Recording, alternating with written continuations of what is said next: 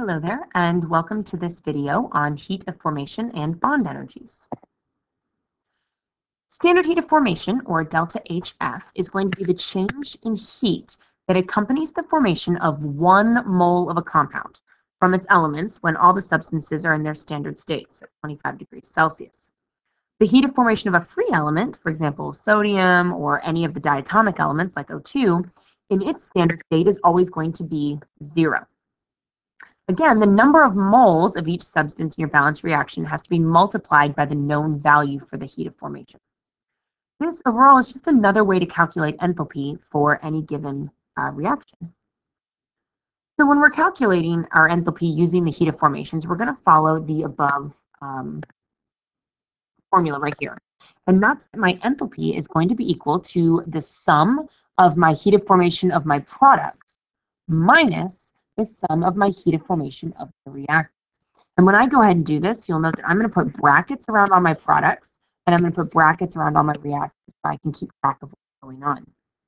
So for example, down here at the bottom, I have my equation right here, and I need to find the overall enthalpy for this equation. And I'm given my heat of formations down here for each of the different compounds in my equation. So I'm going to go ahead and write my reaction here. My enthalpy is going to be equal to the sum of my products. So I'm going to put in brackets. My first product is calcium oxide right here. So I've got CaO down here, negative 635.1. And I don't need to multiply that by anything because there's only 1 mole of it. So I'm just going to go ahead and write that in. So I've got negative 635.1. I'm going to add my other product to that, and that's CO2, and that's negative 393.5. There's only 1 mole of it, so I can just leave it as negative 393.5. Now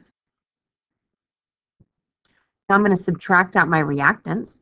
In this case, I only have 1, calcium carbonate, and it's still 1 mole, so I can just leave it as is. So it's going to be negative 1207.0, and it's important when you're doing these problems to keep track of your negatives.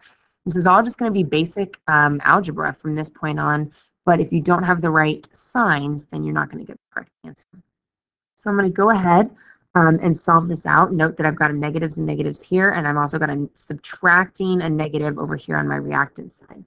And when I do the math to solve this out, I got my overall change in enthalpy for this reaction to be a positive 178.4 kilojoules.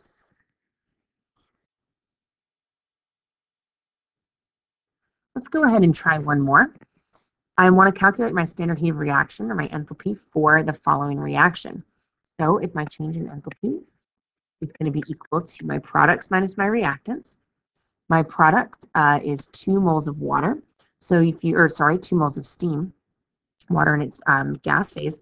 So if you notice, I've got my heat of formation for water in a gas phase is negative 241.8, but note that I've got 2 moles of it up here, which means when I add them up, I've got to multiply it by 2. So 2 times negative 241.8.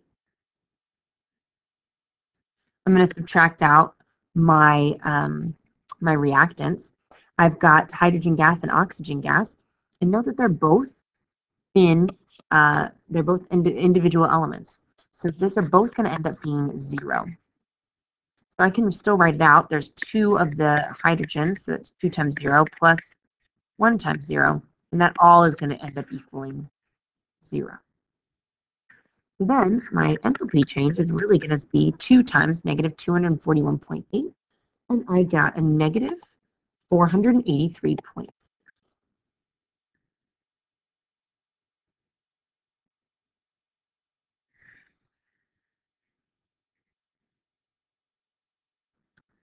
Another way to solve for our enthalpy or our heat of formation for an element is to talk about bond energies. If we want to break a covalent bond between 2 atoms, we're going to need to overcome that attractive force. So bond breaking is going to be an endothermic process. You have to put heat into it in order to break the bond. The opposite is true if you want to make a new bond. Energy is going to be released when a new chemical bond is formed. So bond making is going to be an exothermic process.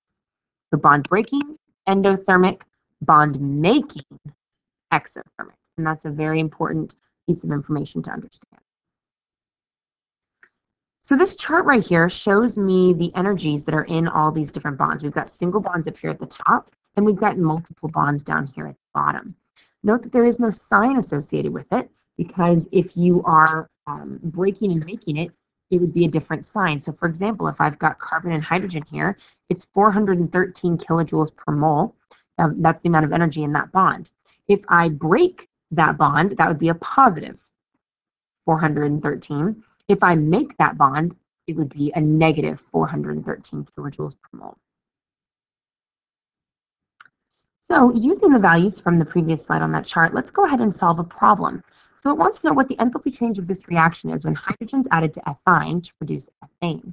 What I'm going to go ahead and do so I can easily count the bonds that I've got is I'm going to draw out the Lewis dot structures of everything that's going on here. So C2H2, when I draw that, that's going to be carbon, triple bond carbon,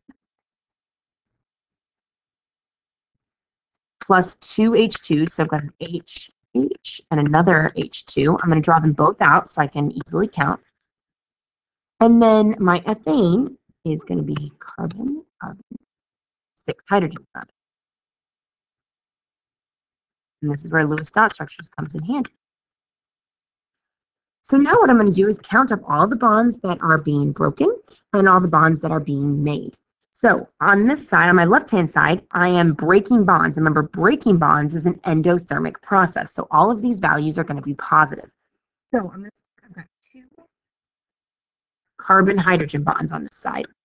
So that's going to be 2 times the value on the previous slide on my chart, which is 413, which gets me 826 kilojoules. I have 1 carbon triple bond, carbon. So that's going to be 1 times 839, which is simply 839 kilojoules. And then I've got 2 hydrogen-hydrogen bonds, which is going to be 2 times 436, which gets me 872. So breaking every single one of those bonds on my reactant side will be the sum of all those individual enthalpies there. And so that's going to be a positive 2537 kilojoules. Now on the right-hand side, I'm making bonds, which is an endothermic process. So over here, I'm making 1 carbon-carbon bond. That's going to be negative 348 kilojoules. And then I'm making 6 carbon-hydrogen bonds.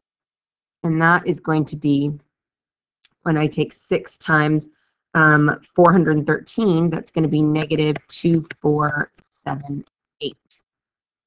So the sum of making all of these bonds ends up being negative 2826 kilojoules. And note that that's negative because it's an exothermic process. So my overall enthalpy of this reaction is going to be all the energy that it took to make the bonds, and then all the energy that it took to break the bonds in the reactant side. I'm going to sum those up. So I've got the positive 2537, and I'm going to add a negative 2826 to it. And overall, I'm going to get a total of negative 289 kilojoules per mole. This means that my overall reaction here is exothermic. It took more energy to make all these bonds over here than it did to break all the ones in the reactants. So overall, I have an exothermic reaction with an enthalpy of negative 289 kilojoules per mole. All right, and that is the last slide for this video. Make sure you took good notes and come to class with questions. Thanks.